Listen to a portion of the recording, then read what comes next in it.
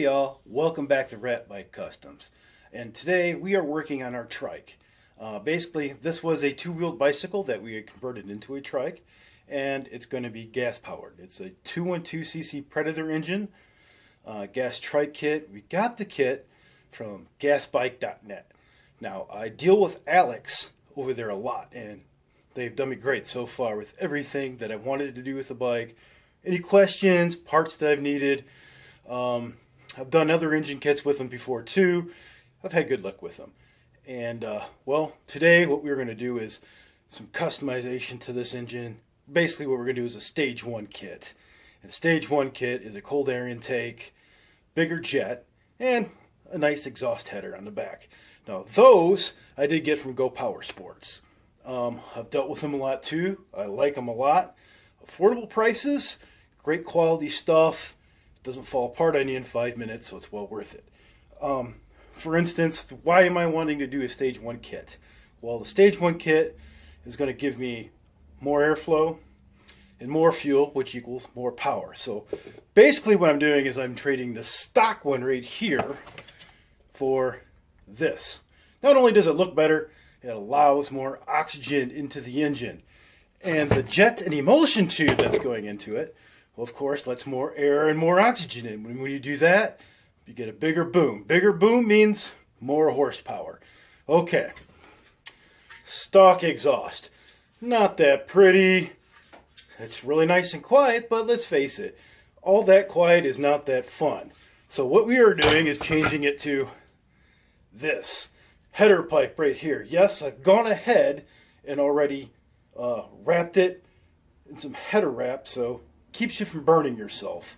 Awesome thing to have. It's fairly inexpensive, and it will save you lots of burns. It comes in different colors: red, black, yellow, green, pretty much anything that you choose.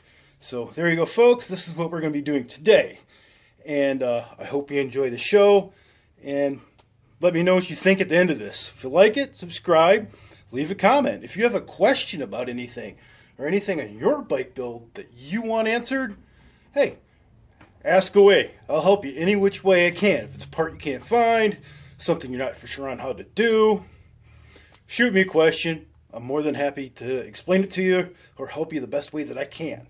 So once again, at the end, like, subscribe, and tell everybody else about us if you like us. Thank you. All right.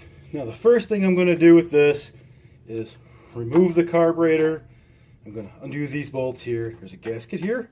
Gasket in the back, remove the fuel line, remove this linkage. That way I can pull the carb off and get to the bottom. That is where the jet and everything is located at that we need to change. And then once we do that, we can put it all back together again. And then our cold air intake will be going on too, for that matter. So I'm taking these nuts off, already had them loose, which is a 10 millimeter, just to let you all know. And then they got this rubber metal spacer gasket right here, which you do need to put back on. Otherwise, it's going to suck air and it will not run right. All right, so we got that there. Now here's your linkage. More likely with these linkages here, you got to swivel it all the way to the back. That should pop up and it'll come off. First things first, find my needle nose, and we're going to take the fuel line off, which is quite simply a squeeze clip. Slide it up, and then slide your rubber line off, which sometimes can be very stubborn. Now this will pull off like so. Gives you enough room to pull this off, get it out of your sight. Slide your carb off. You have a gasket back there, make sure it stays there. All right. Then what we're going to do is turn the bowl upside down. Once we turn out the bowl, there are 2 bolts. And once again, they're 10 millimeter. The very bottom center one is the one you want to loosen to get the bowl off. Okay. Take your bowl off. Nice and clean, pretty, nothing in there. Should be, because it's brand new. Then what you do is you take your flathead screwdriver. Stick your flathead screwdriver down in here and unscrew your jet till it comes out, which I have actually already done. Okay, but In this case, I need to change the emulsion tube too, and it happens to be stuck in there. So I'm going to try to give it a love tap to see if it wants to come loose. While holding the float bowl too, by the way, so it doesn't come apart.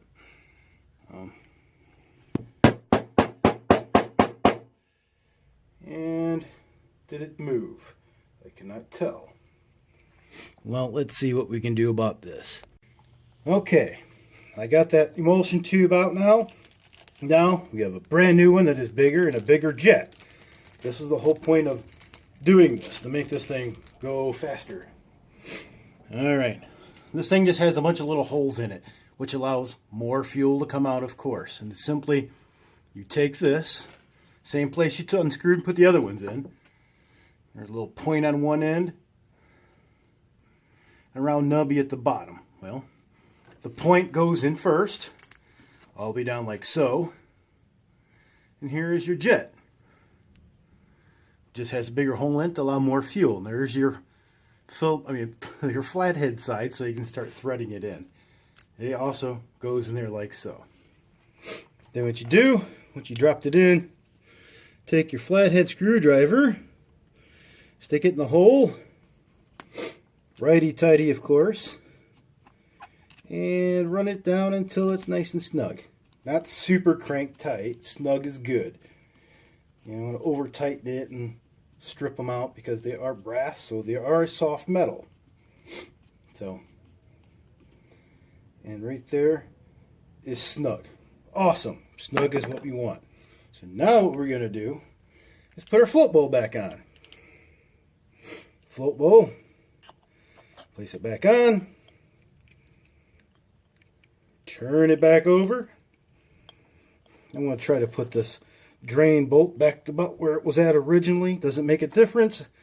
On this bowl, it doesn't really look like it, but sometimes it does on others. We're going to put this bolt back in the hole here. Once again, 10 millimeter. Now we're going to run this snug, not super tight, because you've got, you know, rubber O-rings. You overmash them, then they want to leak. And that's not good. We don't want to do that. Okay. It's all nice and clean. So what we're going to do now is come back over here, reinsert our linkage, come back over like so, and start this back on. You still going to? Yeah, I meant to do that. Of course I didn't, but anyways, I did that. Sometimes this stuff's easier with two hands, but it's just my hands today. Oh well, I'll get you on there in a second.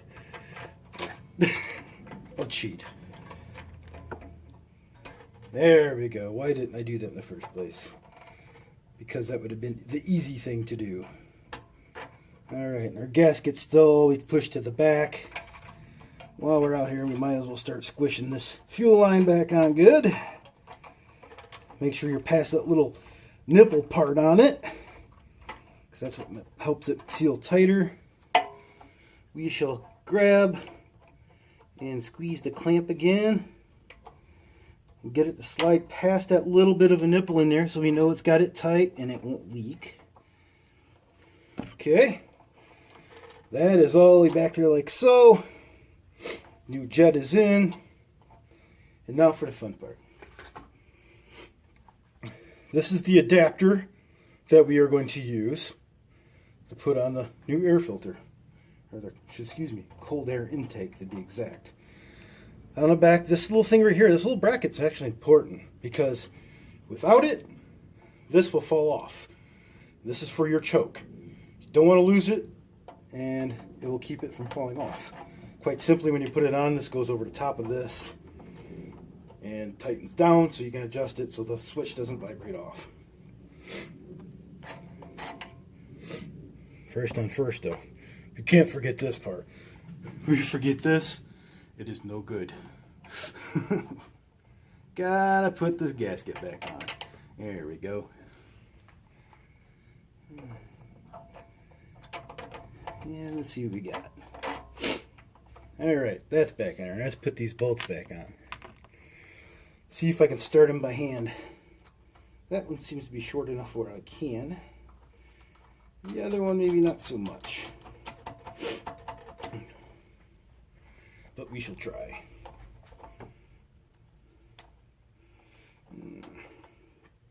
Sometimes small fingers are great to have. Alright. Now we're in business. Now to find the right tool. And not drop my camera. Once again, thanks to my crappy camera work. Alright, now what we're going to do is start tightening these down. And once again, not super crank. Super crank, not good. Nice and snug, good.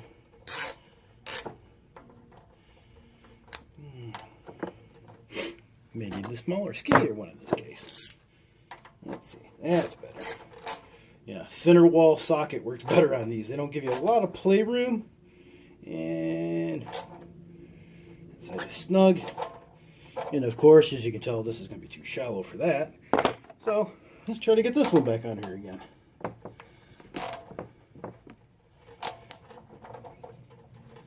And this is trying to slide. All right.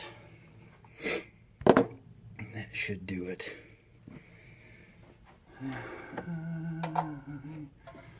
Everything good and snug. Give everything a double check.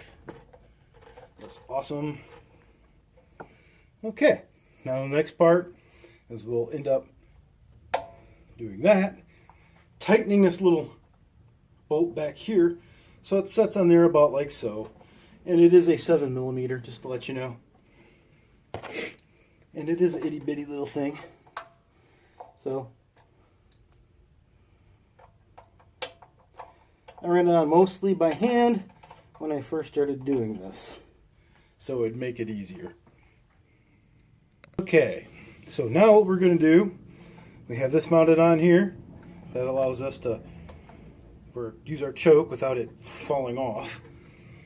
We're going to take our nice little new pretty air filter right here. Big hose clamp. Pretty simple. Slide it on. Let's make sure that stays on there. Like so. There we go.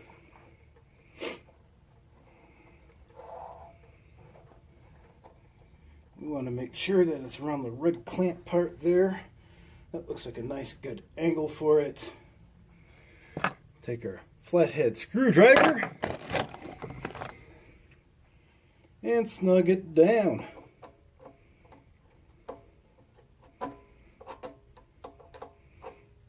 Stinks when you're not left-handed. All right.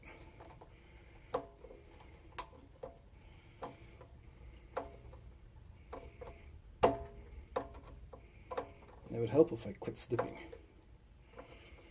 And that is good and snug. Awesome. All right. Now what we're going to do is the exhaust on the other side. So I'm going to have to switch this around a little bit. And hopefully, I could see that there. Let me see. Yeah, you can see it. I need to turn it a little different though. Exhaust right there. Cool. Okay. Now what we got to do is take these nuts off. 10mm. Actually, I lied. Excuse me. 13mm. Oops. Don't shoot me. Hey, at least I'm telling you, I could just make you guess. Almost every bolt on these things are either 10 or 13mm. Not much difference other than that. This is the old gasket that was on there. I have a brand new one. Adios with that one. Okay. So I'm going to come over here and get our new gasket. Which is all nice and pretty in this bag. And put it on.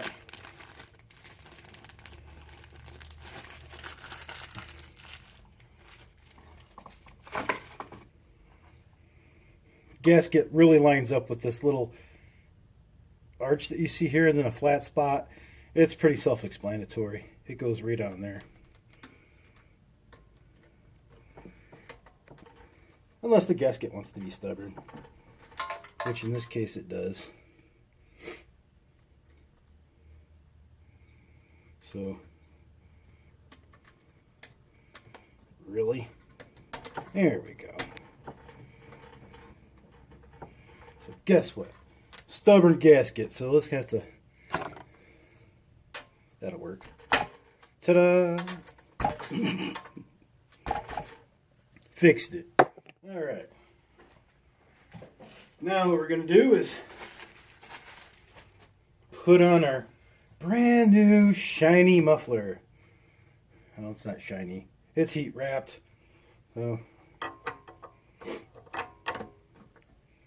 quite simply, set it on there. Take your nuts. Start them on. And then snug them on down. Not utterly complicated. Can be a snug fit though if you do put header wrap on them. But it's better than burning the snot out of yourself.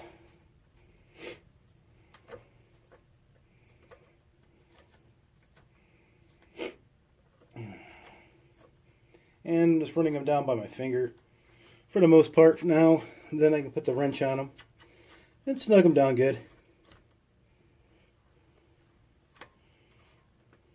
Which, you know, you can get a ratchet on them too, or a little stubby boxed in works cool too. Like I said, they don't have to be super cranked on there. Just snugged up good. Especially with these aluminum blocks, you know, it's easy to strip stuff out and not so easy to fix after you strip something out. So, you know, don't overkill it. That's all there is to it. Besides, yeah. Otherwise you'd be spending more time trying to fix it than writing it. And that's no fun. It's better to ride than to not. Alright. That's snug. That's snug. And there you go. Those are both on. And now, as you all can see, that is the Stage 1 kit for the Predator 212cc. And let me flip it around here a little bit. So, instead of all the gaudy looking stock stuff on there, and horsepower robbing stock stuff for that matter too, we now have allowed more horsepower, more air, more gas, better flow.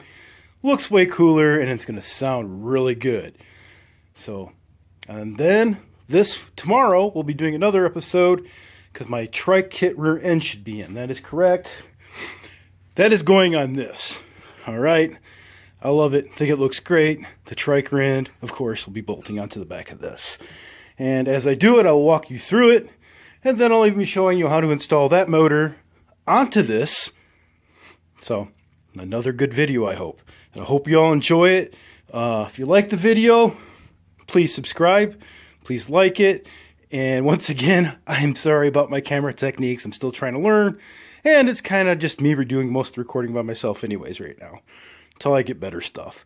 But once again, thank you for joining me at Rat Bike, and continue your support. Thank you. Bye.